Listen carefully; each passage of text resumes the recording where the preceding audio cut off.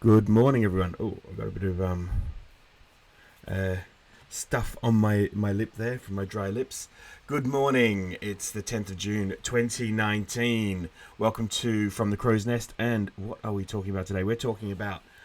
Uh, we're talking about goblins. We're talking about Puckaster Cove. We're talking about Puck House. We're talking about Puckpool. We're talking all this for Fairytale Tuesday.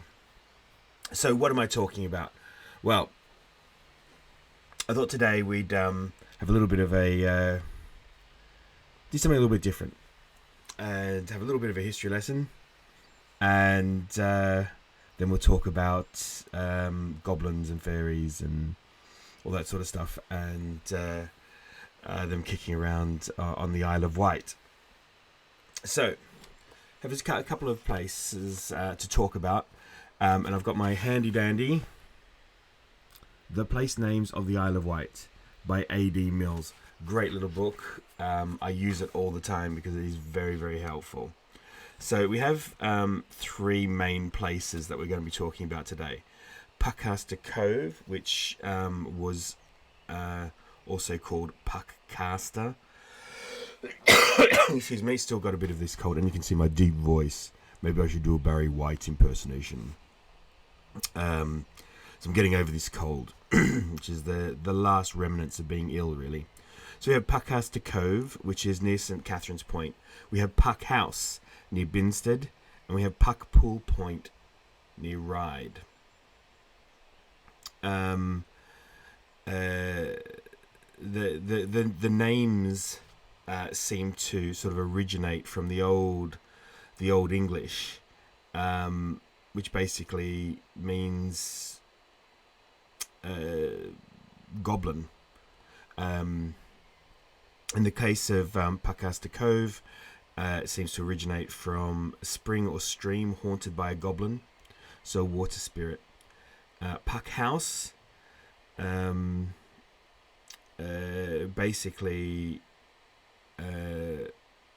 seems to be named after Puck's copse, and basically a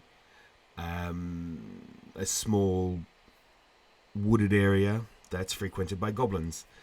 And Puckpool Point, or Puckpool, which again seems to come from the Old English pucker of goblin, but there is also the various spellings, even going back to the Doomsday Book.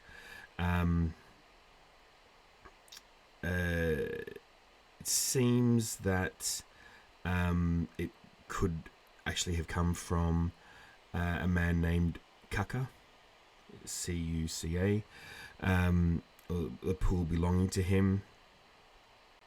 And if we look back at the Cuca, that actually goes back to an old spelling of a type of water demon. So there seems to be this very much strong, this very strong association between these places and water spirits, goblins and fairies. So what do we know about these places? Well, let's talk about Puckaster first. It's quite historically significant. It's a hamlet near Knighton, sort of between St. Catherine's Point and Knighton, around there. It has, it seems to have had a strategic place, a strategic point. Some people have tried to associate it with a Roman port, but that seems tenuous at best.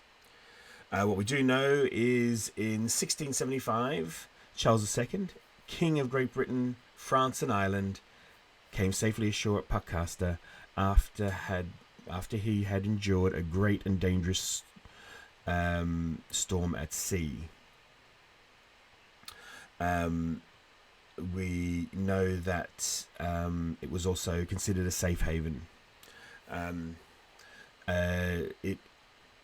There are many wrecks around there, and hence the building of St. Catherine's Oratory and then later the lighthouse at Knighton. But it was seen as a safe haven for people who swam ashore after these wrecks, and so forth. So let's talk a little bit about the Fairy Association. So this is really, really interesting. The story goes, well, one of the stories, and there's various tellings of this, but basically a chap called John, or Johann, or Johannes, depending on which interpretation, had gone down to the cove. Some say that he was a man of some wealth and note. Others say that he was just a villager. Anyway, so Johannes or John went down to Puckaster Cove, and as he was down there, he heard tiny voices. He followed the voices. Oh, there goes my phone. Let me just turn that off.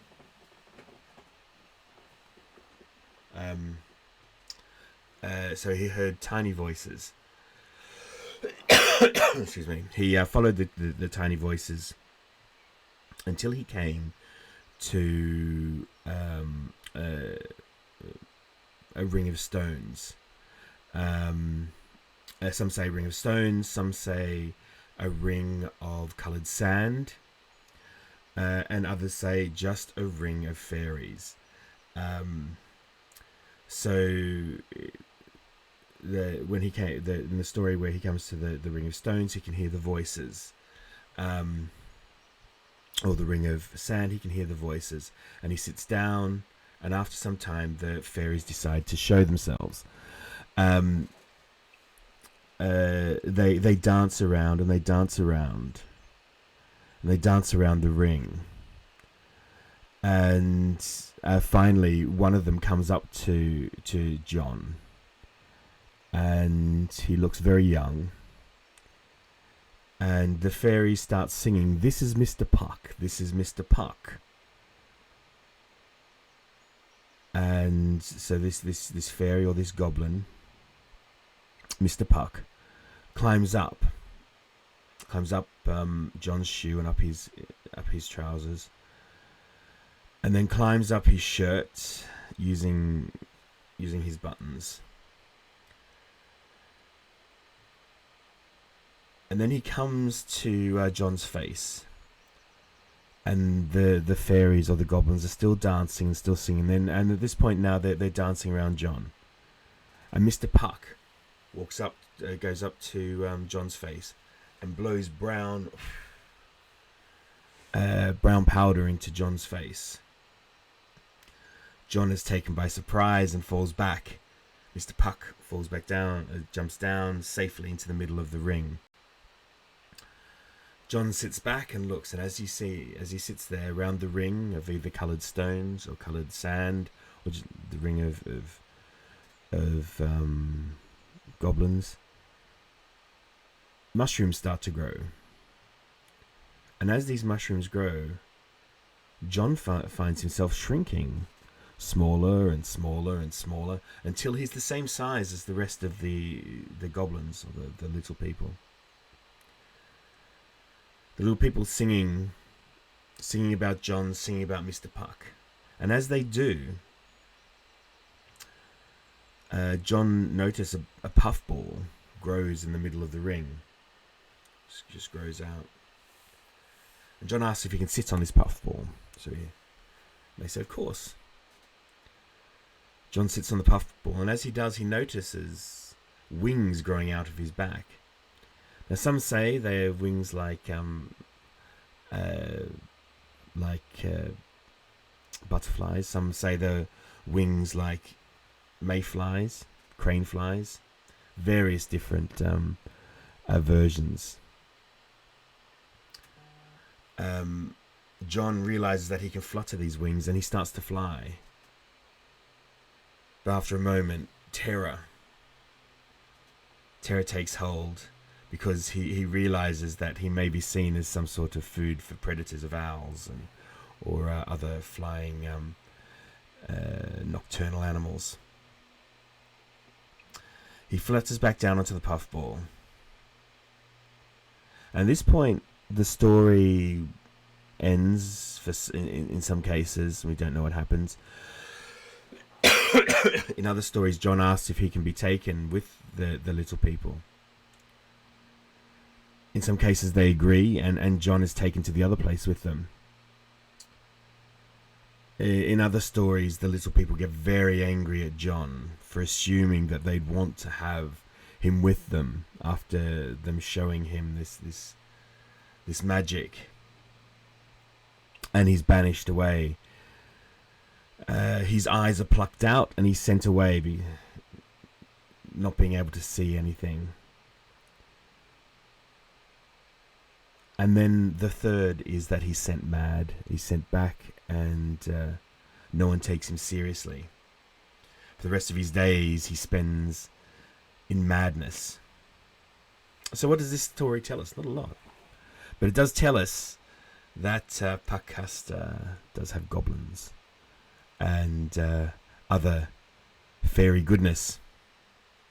So what do we know about Puckpool? Not a lot. Again, there is vague connotations with some sort of water spirit, ownership of that. The pool does not seem to be there anymore. It has now been completely overtaken by what was a holiday camp, bit of a fun park. There is military embankments there and things like that, but it is seen as maybe a magical place. Puck House. Let's talk about Puck House.